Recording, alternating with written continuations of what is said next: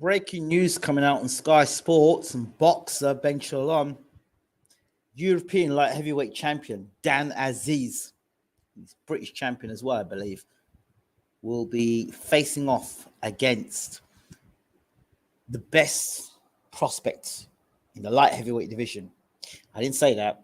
The unbeaten Joshua Buatsi. So I think Dan Azeez was on the free. And he signed up with Boxer to fight Joshua Buatsi. Let's talk about a little bit more on BWTM Sports. Don't go anywhere.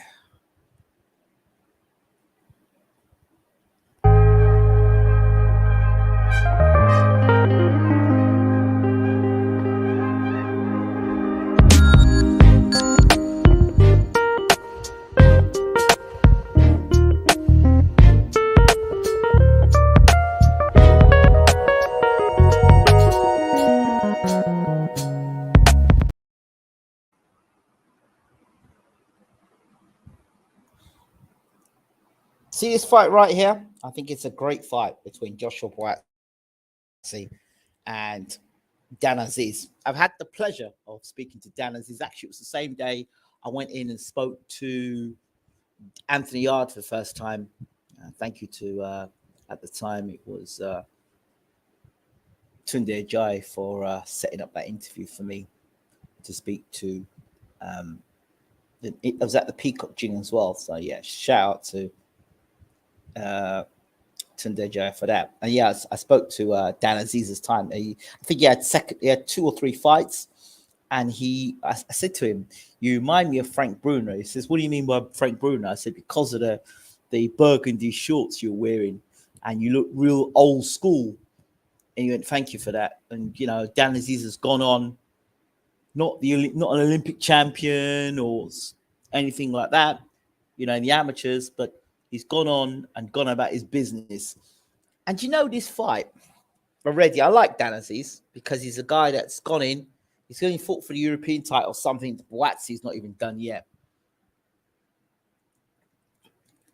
And any sort of major test that Buatsi seems to be passed his way, he didn't want to fight Bivol. He didn't want to fight the aging Jean Pascal. And Jean Pascal today, I still think, can knock out Joshua Buatsi. They're trying to stick him in with Bivol, Matchroom. That's madness. Absolute madness. I mean, people in here telling me how great Joshua Buatsi is. And I said, if he cannot put on a good performance against Craig Richards, I said Craig Richards will hurt him in this fight. And he did rock him. And that's Craig Richards. I think Dan Azeez is better than Craig Richards, to be honest with you. But you know what this fight reminds me of? Again, I hate to use the comparisons. Gary Mason and Lennox Lewis. This fight also reminds me of Josh Taylor versus, what's this guy's name again? I can see him now. He had a big argument the other day with Eddie Hearn. I can't remember the boy's name again. I can see him right now. I can see him now. He's going to be fighting for the world title. I think might be soon. I can see him. Josh Taylor knocked him out.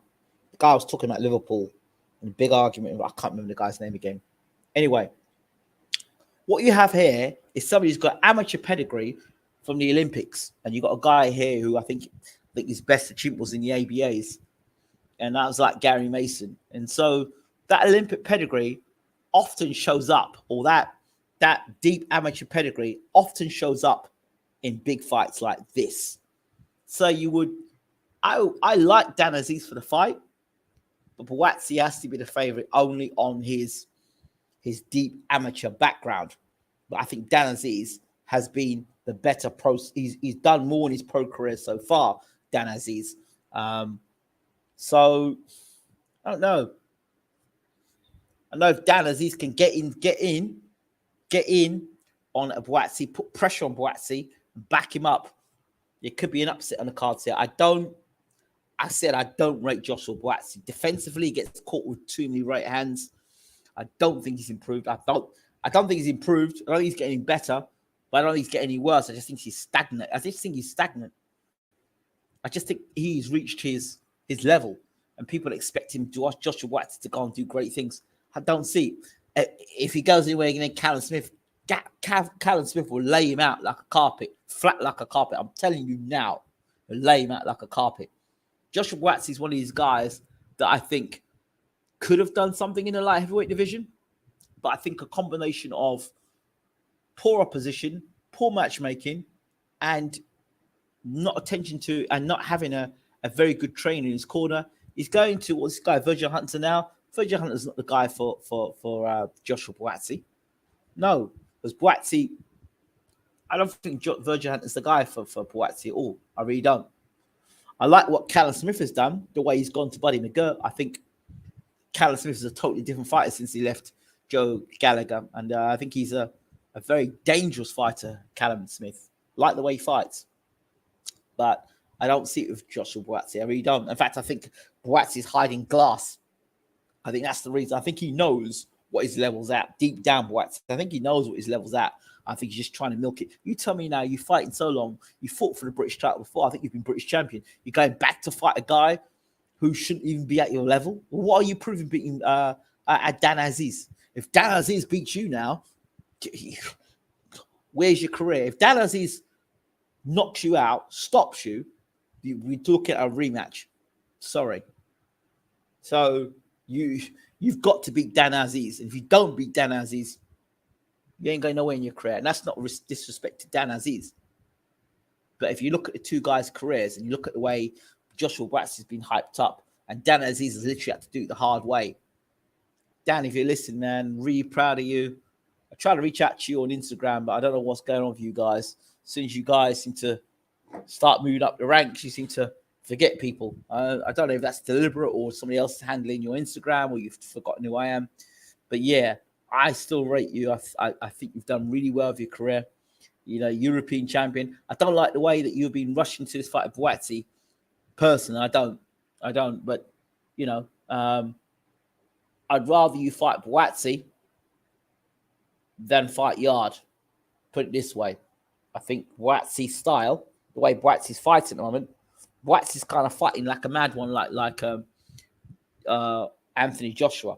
Fighting similar. All three of them from that of 258 management. Joshua Buatsi, Lawrence Okoli, and Anthony Joshua. They're all three of them on a mad one. All three on a mad one. All this sort of like lacking confidence, changing trainers, not working. Look, Okoli changed trainer. He went to Sugar Hill. Look where that worked out. Joshua changed trainer. Look where that worked out. Mad one. And now Buatsi is going to change trainer. Look how that's working out. Not good. Not good at all. So I don't know what it is for that 258 management, but I warned you all about Lawrence Okoli.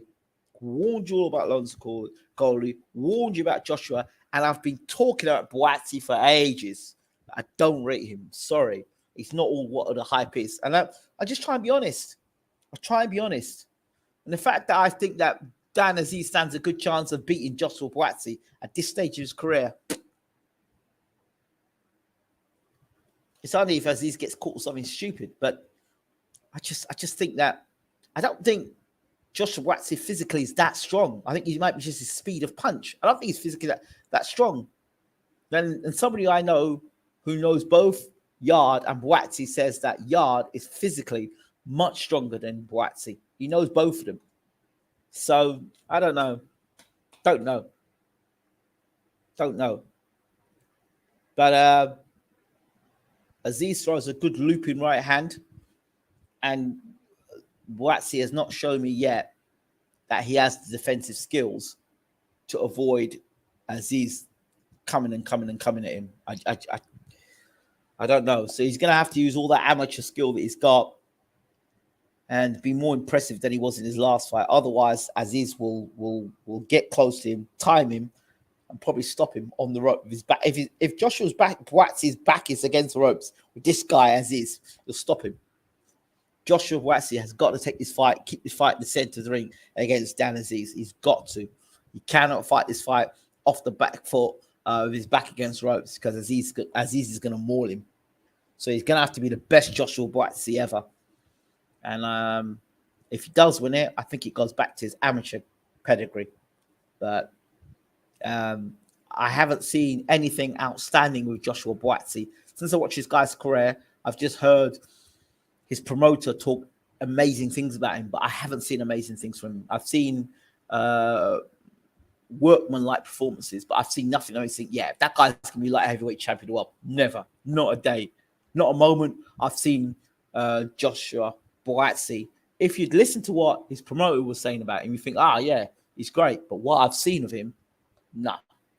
He'd be lucky if he wins the European title. I just don't rate Joshua Buatsi that highly. It's not being disrespectful. It's what I've seen so far. If he get with a trainer that could, can he make super middleweight as well? That's another thing. Can Joshua Buatsi make super middleweight? I'd like to see what he do at super middleweight, because they'll talk about Joshua Buatsi and Canelo fighting at super middleweight. Canelo would absolutely have destroyed Buatsi. Thank goodness that fight didn't happen. So, like I said, I'm sort of like half expecting whenever Joshua Buatsi fights, somebody to hit him, catch him against the ropes, and hit him with a looping overhand right and lay him out flat. I half expect it. That's how much faith I have in this guy. I just don't. But I hope in the comment section people can put me right and tell me, you're talking rubbish, Ingram. Dan Azeez is going to get smashed by Buatsi. Please say it in the comment section.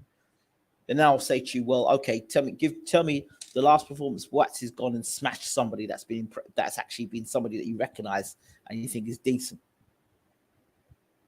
I don't know. Still a good fight, though. Still an interesting fight. Anyway, thank you so much for watching. As always, this has been BWTM Sports. Let me know who you think is going to win between Buatsi and Azeez. Why do you think this fight is being made? And who's got the more to lose? Thanks for watching. Take care.